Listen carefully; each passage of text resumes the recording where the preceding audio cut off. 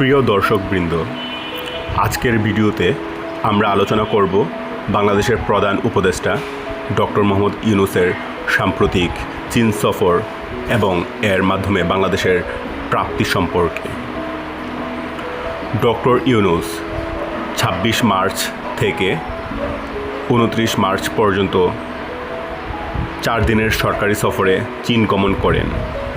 এই সফরে তিনি চীনের প্রেসিডেন্ট শি জিনপিং সহ উচ্চপদস্থ কর্মকর্তাদের সঙ্গে বৈঠক করেন, যা দুই দেশের মধ্যে দ্বিপাক্ষিক সম্পর্ক আরও সুদৃঢ় করতে সহায়তা করেছে।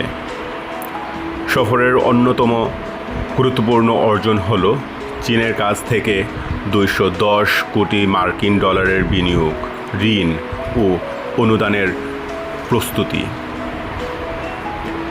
এর মধ্যে চীন প্রায় ৩০টি কোম্পানি বাংলাদেশের বিশেষ চীনা শিল্প অর্থনৈতিক অঞ্চলে $১ বিলিয়ন বিনিয়োগের অঙ্গীকার করেছে। এছাড়াও মংলা বন্দর আধুনিকীকরণ প্রকল্পে প্রায় $৪০০ মিলিয়ন ঋণ প্রদান করবে চীন।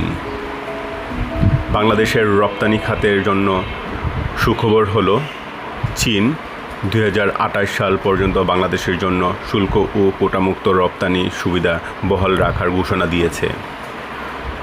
এতে করে বাংলাদেশের পণ্য চীনের বাজারে আরও সহজে প্রবেশ করতে পারবে।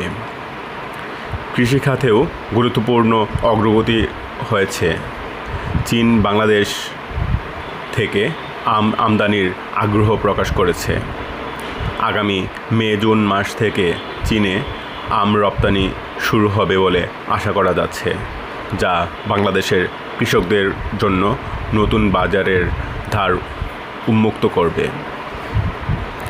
তিস্তা পানি প্রকল্প বাস্তবায়নে চীনের সহায়তা আশ্বাস পাওয়া গেছে।